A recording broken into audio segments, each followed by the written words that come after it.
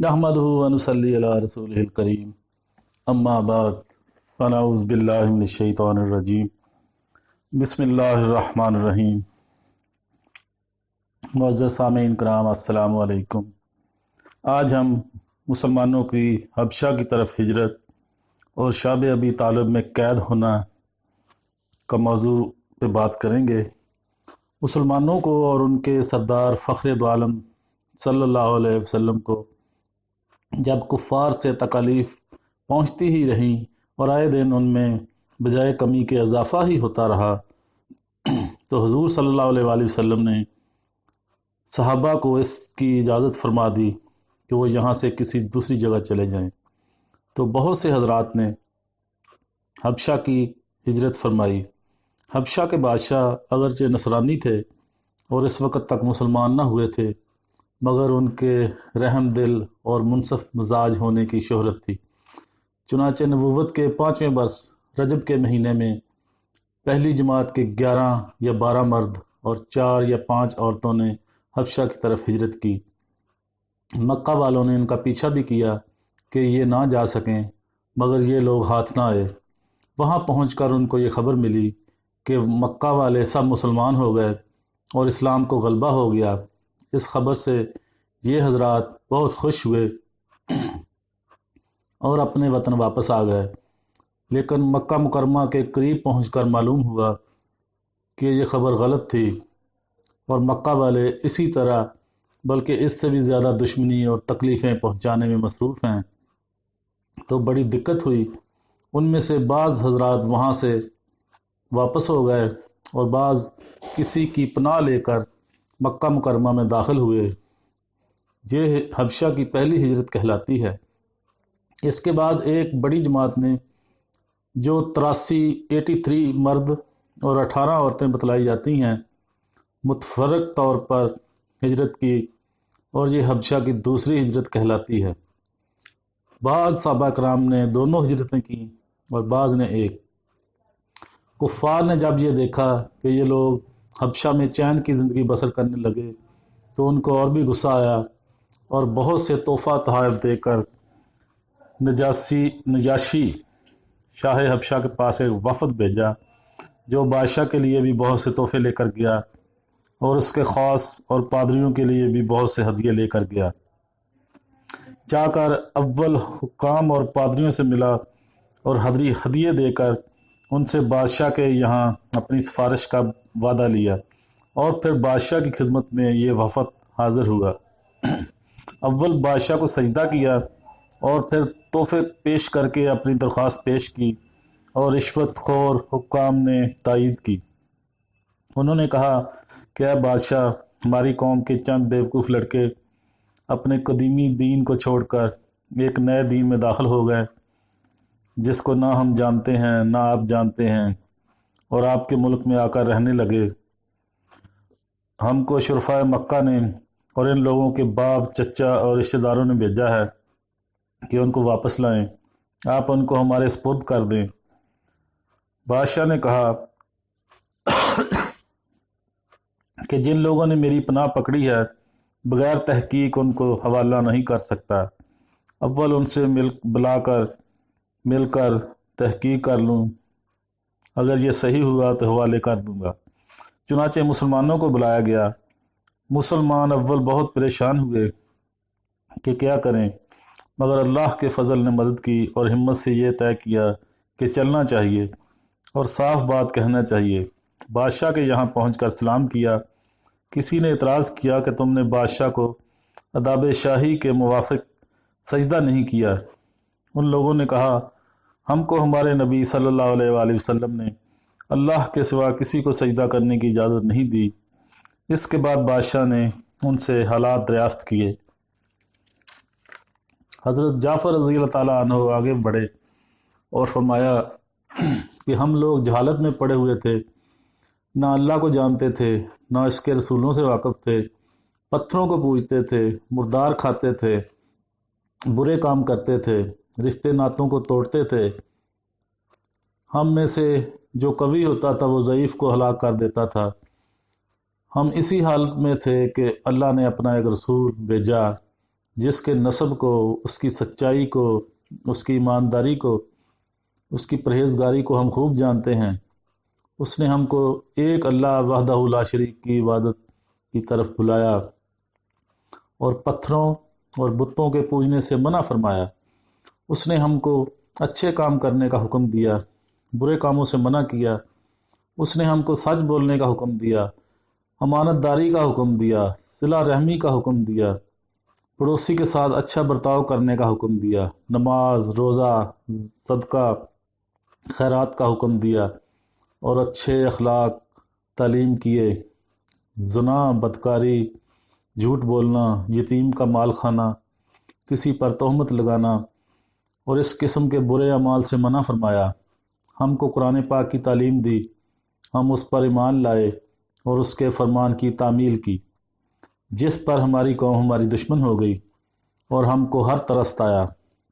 ہم لوگ مجبور ہو کر تمہاری پناہ میں اپنے نبی کے ارشاد سے آئے ہیں۔ بادشاہ نے کہا، جو قرآن تمہارے نبی لے کر آئے ہیں وہ کچھ مجھے سناؤ۔ حضرت جعفر نے سورۃ مریم کی اول کی آیتیں پڑھی، جس کو سن کر بادشاہ بھی رو دیا اور اس کے پادری بھی جو کثرت سے موجود تھے، سب کے سب اس قدر روئے کہ داڑیاں تر ہو گئیں۔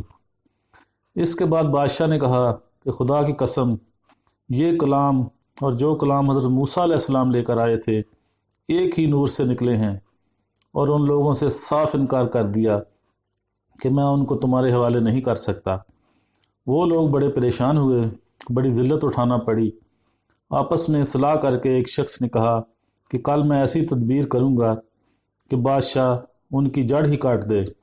ساتھیوں نے کہا بھی کہ ایسا نہیں کرنا چاہیے، یہ لوگ اگرچہ مسلمان ہو گئے مگر پھر بھی رشتہ دار ہیں، مگر اس نے نہیں مانا۔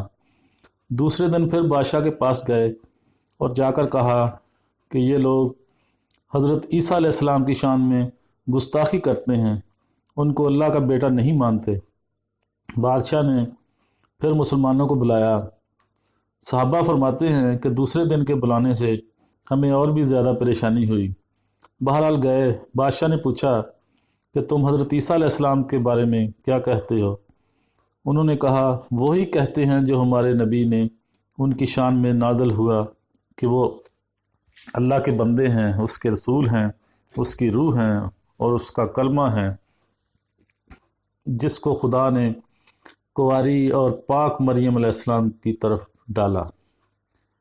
نجاشی نے کہا کہ حضرت عیسیٰ علیہ السلام بھی اس کے سوا کچھ نہیں فرماتے۔ پادری لوگ آپس میں کچھ چخ چخ کرنے لگے۔ نجاشی نے کہا، تم جو چاہے کہو۔ اس کے بعد نجاشی نے ان کے تحفے واپس کر دیے اور مسلمانوں سے کہا، تم امن سے ہو، جو تمہیں ستائے اس کو تاوان دینا پڑے گا، اور اس کا اعلان بھی کرا دیا کہ جو شخص ان کو ستائے گا اس کو تاوان دینا ہوگا۔ اس کی وجہ سے وہاں کے مسلمانوں کا اکرام اور بھی زیادہ ہونے لگا اور اس وفد کو ذلت سے واپس آنا پڑا۔ تو پھر کفار مکہ کا جتنا بھی غصہ جوش ظاہر تھا، اس کے ساتھ ہی حضرت عمر رضی اللہ تعالیٰ عنہ کے اسلام لانے نے ان کو اور بھی جلا رکھا تھا، اور ہر وقت اس فکر میں رہتے تھے کہ لوگوں کا ان سے ملنا جلنا بند ہو جائے اور اسلام کا چراغ کسی طرح بجھے۔ اس لیے سرداران مکہ کی بڑی جماعت میں آپس میں مشورہ کیا کہ اب کھلم کھلا محمد صلی اللہ علیہ وآلہ وسلم کو قتل کر دیا جائے، نعوذ باللہ۔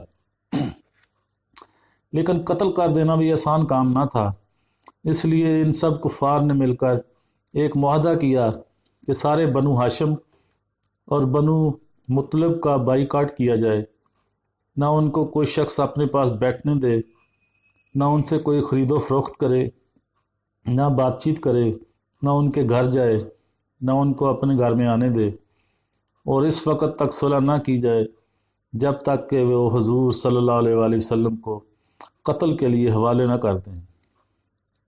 یہ معاہدہ زبانی ہی گفتگو پر ختم نہیں ہوا، بلکہ یکم محرم سن 7 نبوی کو ایک معاہدہ تحریری طور پر لکھ کر بیت اللہ میں لٹکا دیا گیا تاکہ ہر شخص اس کا احترام کرے اور اس کو پورا کرنے کی کوشش کرے۔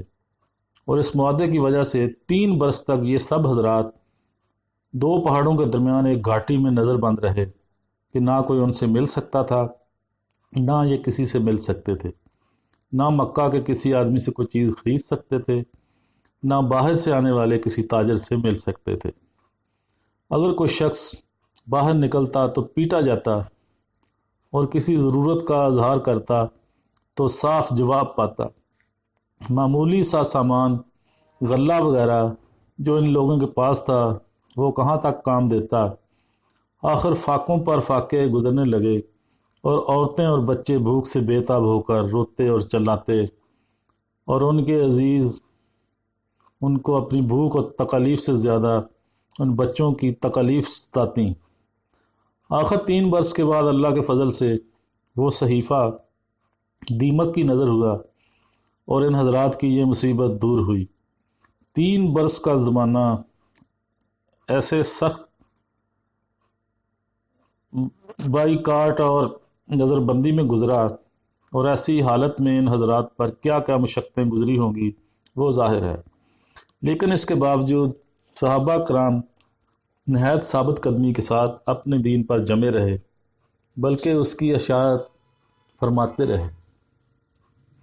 یہ تکالیف اور مشقتیں ان لوگوں نے اٹھائی ہیں جن کے آج ہم نام لیوا کہلاتے ہیں، اور اپنے کو ان کا متبع بتلاتے ہیں اور سمجھتے ہیں۔ ہم لوگ ترقی کے باب میں صحابہ کرام جیسی ترقیوں کے خواب دیکھتے ہیں، لیکن کسی وقت ذرا غور کر کے یہ بھی سوچنا چاہیے کہ ان حضرات نے قربانیاں کتنی فرمائیں، اور ہم نے دین کی خاطر، اسلام کی خاطر، مذہب کی خاطر کیا کیا۔ کامیابی ہمیشہ کوشش اور سعی کے مناسب ہوتی ہے۔ ہم لوگ چاہتے ہیں کہ عیش و آرام، بد دینی اور دنیا طلبی میں کافروں کے دوش چلیں اور اسلامی ترقی ہمارے ساتھ ہو۔ یہ کیسے ہو سکتا ہے؟ مجھے خوف ہے او بدوی کہ تو کعبہ کو نہیں پہنچ سکتا، اس لیے کہ یہ راستہ کعبہ کی دوسری جانب ترکستان کی طرف جاتا ہے۔ تو معزز سامعین کرام، یہ تھا ہمارا آج کا موضوع۔ اب مجھے اجازت دیجیے، جانے سے پہلے آپ سے گزارش ہے کہ ہمارے چینلز کو ضرور سبسکرائب کر لیں تاکہ آنے والی ہر ویڈیو آپ تک آسانی کے ساتھ پہنچ سکے، اور بیل کے آئیکن پر بھی لازمی کلک کر دیں۔ وآخر دعوانا ان الحمد للہ رب العالمین۔